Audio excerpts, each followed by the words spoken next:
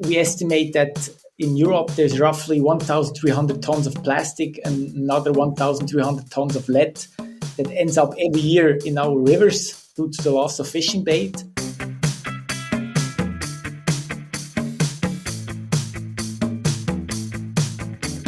Welcome to the Swisspreneur Show, a podcast about startup stories and learnings from experienced entrepreneurs.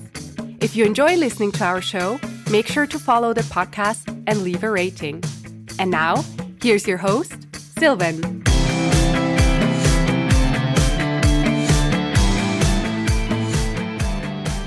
Jonas, Nico, a very well welcome to the Swisspreneur Show. It's a pleasure to have you as a guest today. Thank you. Good to be here. You are the co-founders at Capt'n Greenfin. I call you a fishing tech startup that offers natural and locally produced alternatives to the conventional plastic baits that we, if we have ever done fishing, saw and used ourselves, or if you are not fishers, that people certainly have heard about. Before we talk about your startup, I want to, of course, know, because both of you are here in the podcast today, how did you, Jonas and Nico, meet each other? It was actually me who approached Jonas in some way. I'm German. I live in Germany near Cologne.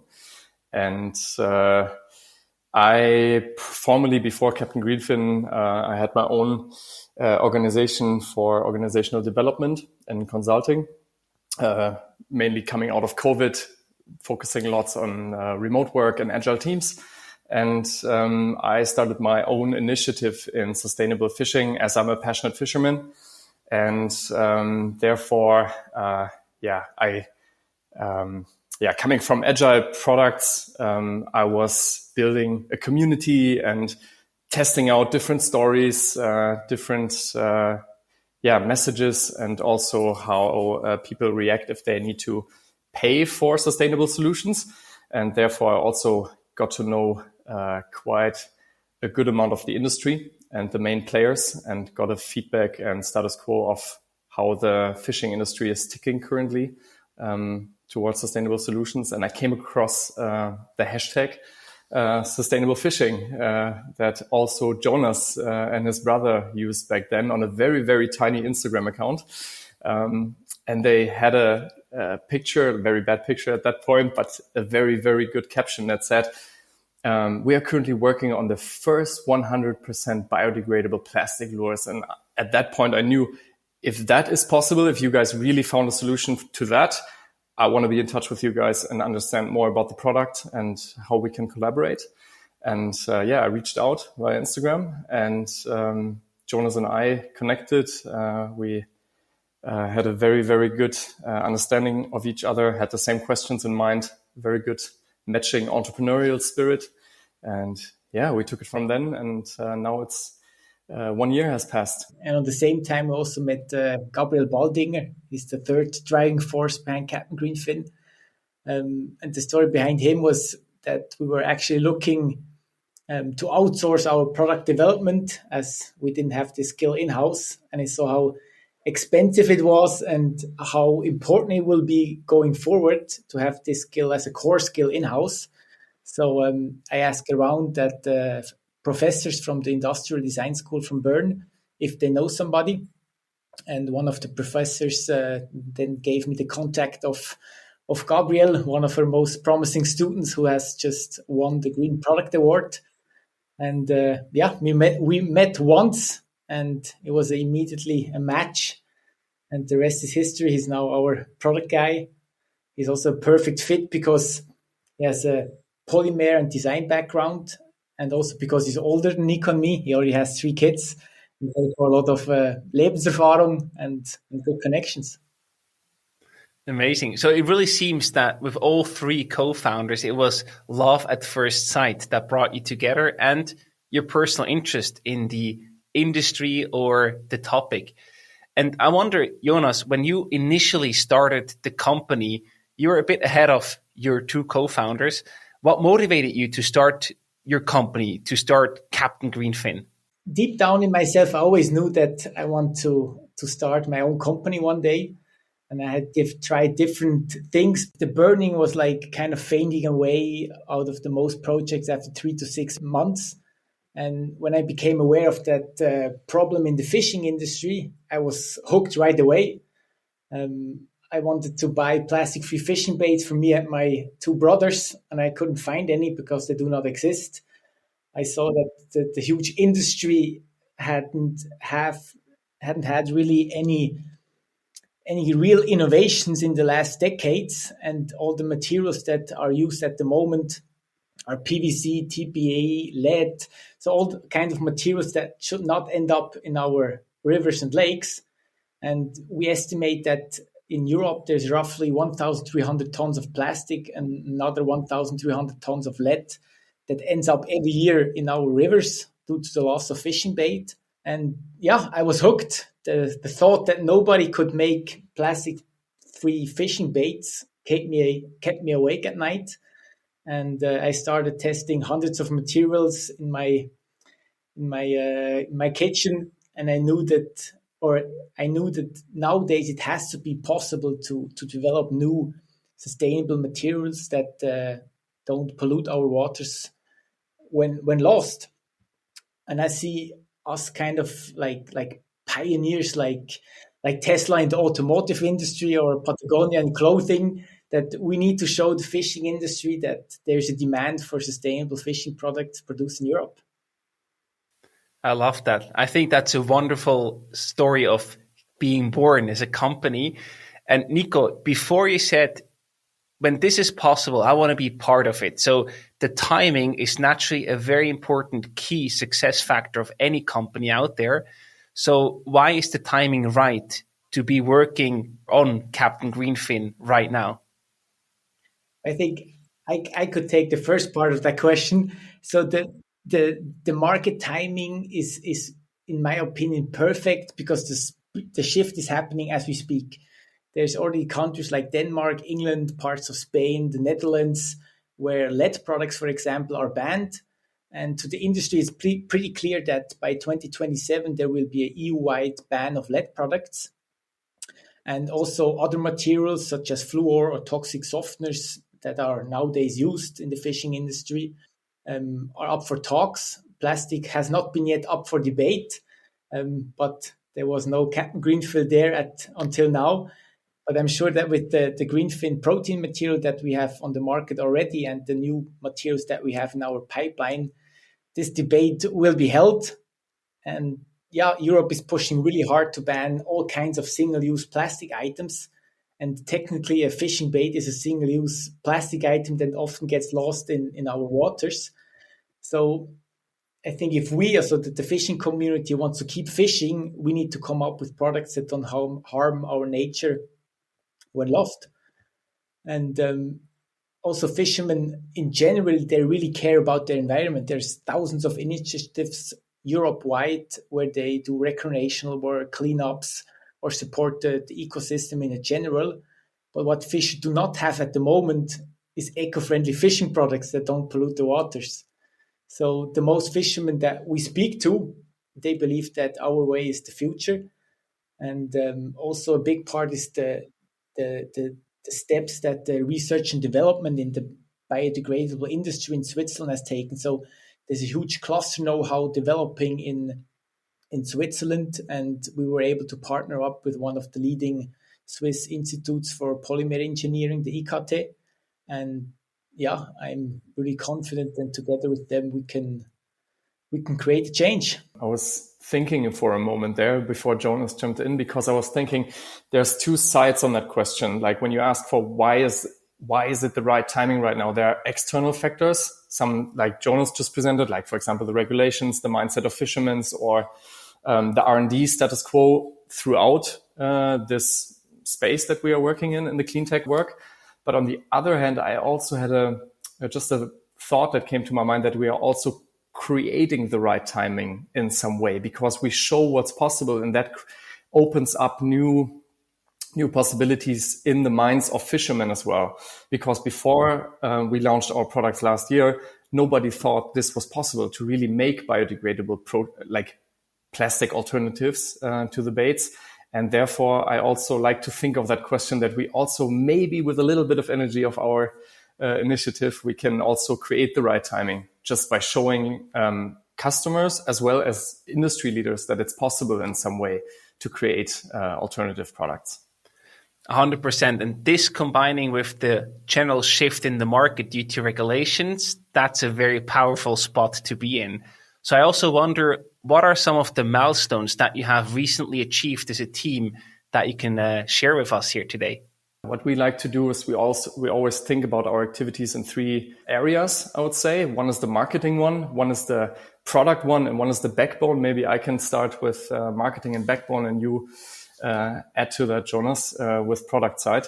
On the marketing side, I think Jonas did a very, very good job in the first few months of the newborn Capt'n Greenfin in winning multiple startup awards like the Swiss Sustainability Challenge. And after 1 year on the market now, and since I've joined, I can say that we are very glad that we are the industry's talk of town, you could say, because we have a real innovation. We have a lot of fishing magazines that cover big stories on us, multi-paged, really going deeper into what we do differently. We had big TV broadcasts, for example, in Switzerland in the SRF, 10 for 10 News. That was quite an attention milestone. And also Die Hülle der Löwen, which is the German or Swiss version of Shark Tank, to the listeners. And we also attended this winter the main trade fairs in fishing in the fishing industry. And now a few may think, now what, trade fairs? Is that still a thing? And yes, it is. And we just had the biggest trade fair in Berlin. This is, I think you can say now, the biggest trade fair in Europe. And we got really good feedbacks there as well from the customers, as well as from other industry players and the ones who organized the trade fairs, that we, as a small player in that, had a very, very good setup and a very good appearance. Everything looked clean. Everything looked very worthy. And I think that was very important for us to get that pat on the back, I would say. And now, since the trade fairs and the TV broadcasts, we really have big corporations asking for cooperation. For example, like marketplaces in Germany and Switzerland within the fishing space, big retailers, and also, for example, a grocery store food chain, a very big one, that have kind of like hobby markets throughout the country. And they also have a fishing sector in there where they want a sustainable player in there. So this is kind of on the marketing side, I would say. And from the backbone one, since we are a very, very small team, we look to outsource as much as we can. We have successfully outsourced the production of the soft baits as well as of our lead-free alternatives. I think Jonas can say a little bit more to that. We recently switched our web shop from a very non-performant platform to Shopify. That will help us because it makes our products also Europe-wide available. We automated the fulfillment completely. So whenever there's an order placed, we could be speaking right now. Probably there's an order placed, and Jonas and I thankfully don't need to worry about shipping it out right now because there's other mechanisms in place to take care of that. And overall, I would say we just have a very, very strong core team that is very lean at the moment, but able to manage the first growth phase. And I think that's just a huge milestone, and we are very happy about it. Yeah, on the product side, one of the biggest milestones is that we were able to secure the Innosuisse research and development project together with the Institute of Kunststofftechnologie at the Fachhochschule Nordwestschweiz to have real professionals improving our materials and working on them. The first results were very promising, and we were really keen on making our materials even better. They already work at the moment, but we have a lot of promising materials in the pipeline. And our second big product milestones was to launch our Greenfin LED alternative. It's a material which is 100% lead-free and has a roughly 20% higher density than the other non-toxic materials that are already on the market. And the speed on how fast we can come out with new products is really not seen in the industry. As big players, they have 2 to 3 years to launch new products. We have more like 2 to 3 months.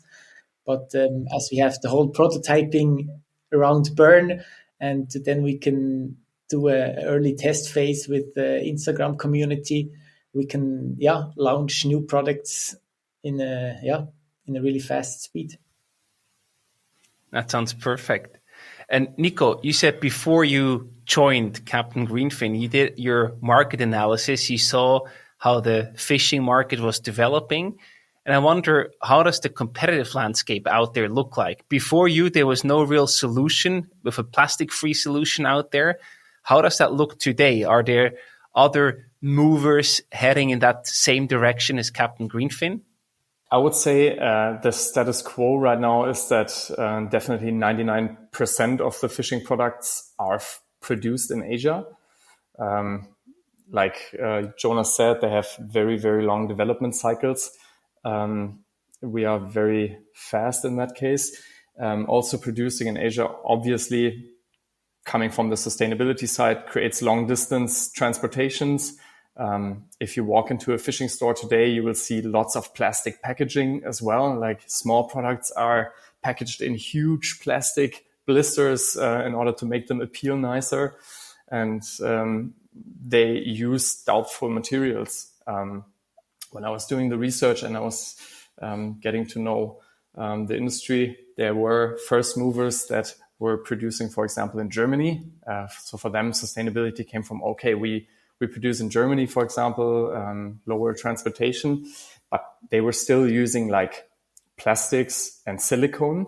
I think for them, I would say if we go back to 2021, making change from plastics to TPE, which is kind of like a silicone, was like a huge milestone, because you could use different softeners that were not as toxic as the plastic softeners to make it really like soft rubber. And I think that was already like a huge milestone for them, but nobody questioned the raw material itself, if you understand what I mean. And today, if we look at what we do, we produce 100% of our products, like you said in the nice introduction, 100% in Europe. We are very rapid with our prototyping and the realization of new products. But of course, what makes us unique is the 100% plastic-free products, as well as the lead-free. Jonas, what do you think? Yeah, I think also the aspect that we're not only a brand and products, but we're also material development is not really seen in the industry. So none of the big fishing brands create materials on their own. So they just use what's there. And I think this opens up different business models. And even outside of the fishing industry, I think there's interesting aspects that we could consider in future.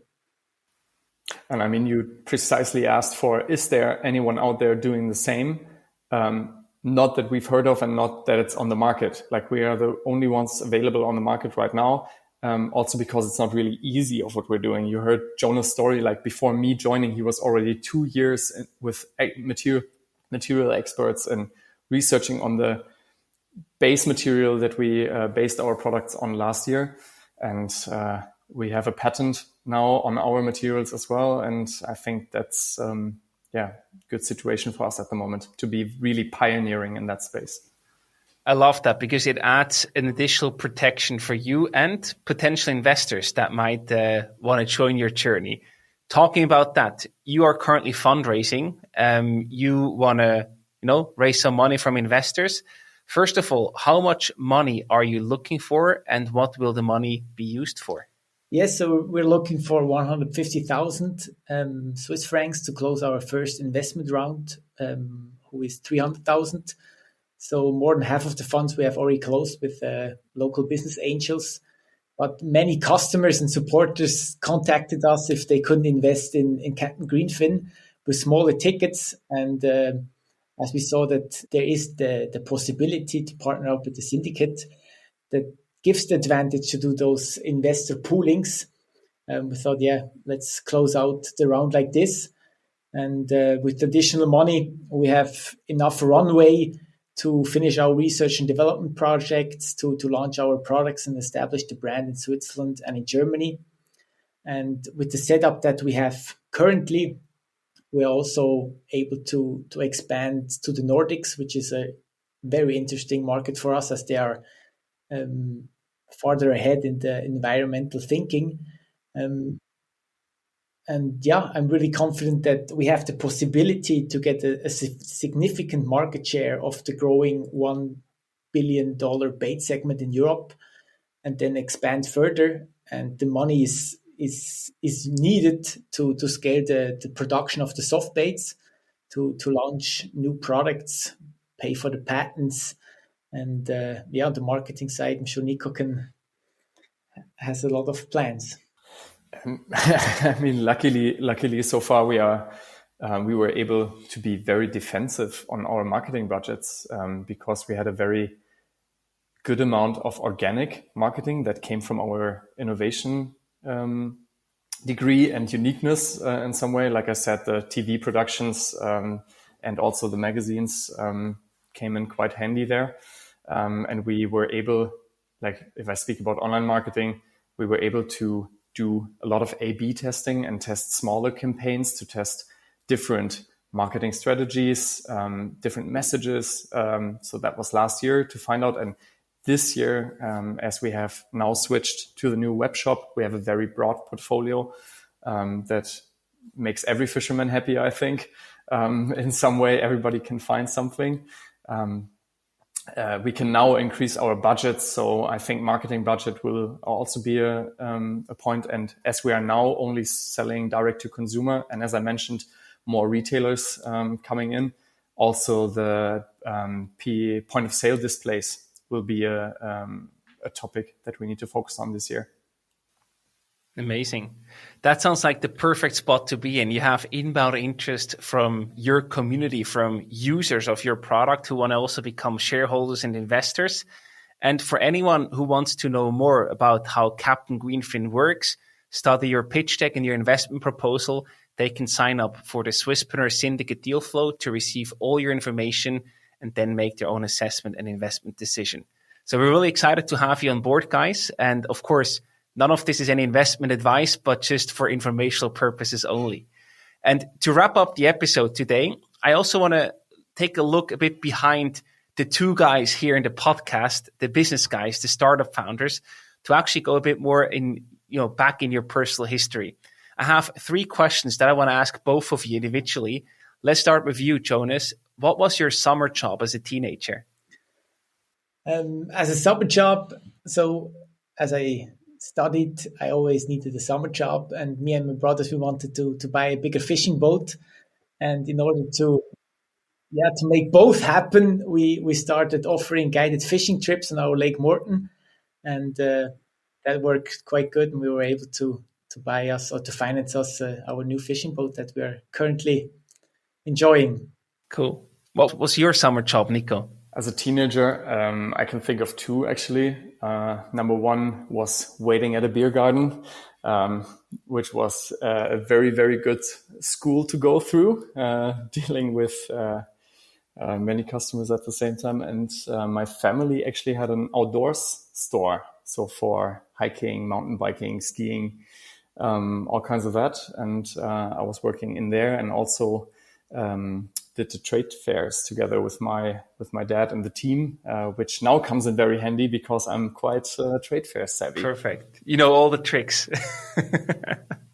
It's coming together. And Nico, what are you most proud of in your life? That's a tough one.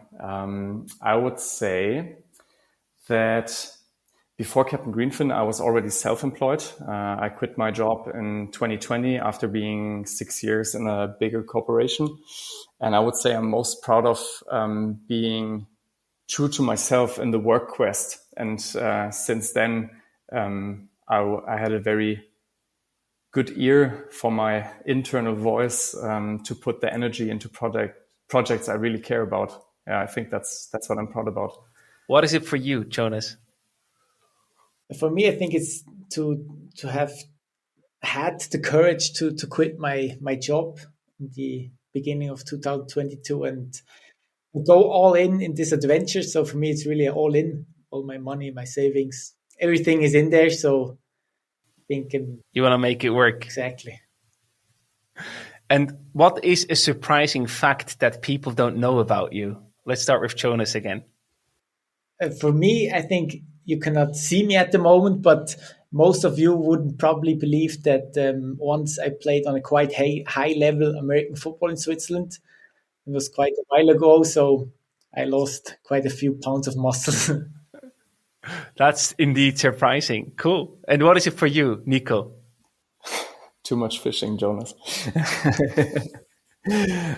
For me, what people don't know, currently I'm sitting in a 150-year-old countryside house that me and my partner have refurbished throughout the past 2.5 years. And yeah, that was quite an adventure next to being self-employed, also working on a 150-year-old house. Just another project because one was not enough. Yeah, you could say so. Very nice. Guys, thank you so much for your time today. We're really excited to see your case going live on the Swisspreneur Syndicate page. And we wish you all the best and lots of success with the upcoming fundraising. Thank you for your time. Thanks. Thank you so much.